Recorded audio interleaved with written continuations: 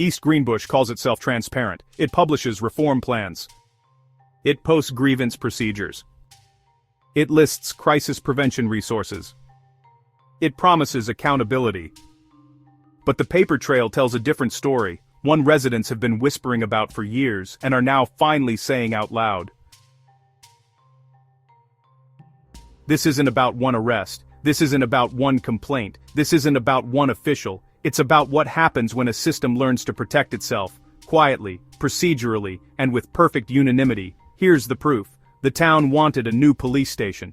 On paper, that's reasonable. Officers working in cramped space need an upgrade. The site on the table, a grassy slice of land owned by the public library. Negotiations were ongoing. Transparency boxes were checked. But when talks didn't move, the tone changed. The supervisor told the library board, in essence, sell, or the town can take it and pay fair market value. Eminent domain is legal. It's also the bluntest tool government has. And once you bring that tool into the room, it changes the room. Residents noticed. They packed a hearing. The supervisor walked it back, said the threat was a mistake, born of frustration, and took eminent domain off the table. That apology matters. So does the fact that the threat was made at all. Because this is how systems protect themselves, not with backroom smoke-filled deals, but with pressure that looks like procedure.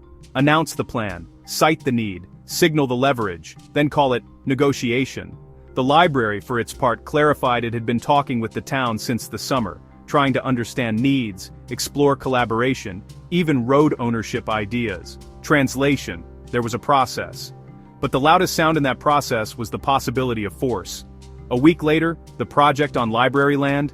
Scrapped. Officially, the town concluded the library wouldn't budge. Unofficially, residents had already budged the town.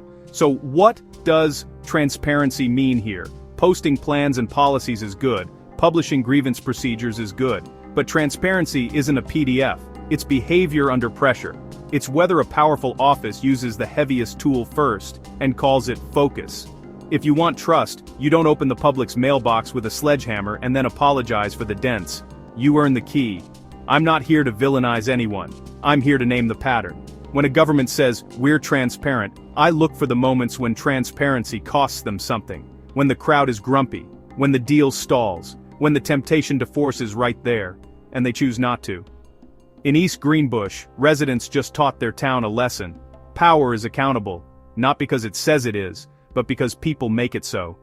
That's the difference between a promise and proof. If your town is waving the transparency flag, ask, what happens when someone says no? Do they listen, adjust, and keep negotiating? Or do they bring the blunt instrument and call it focus? This time, the instrument went back in the drawer. That's a start. But the test isn't what's posted online, it's what happens the next time the system wants something, and the public says, hold on, I'll be watching. You should too.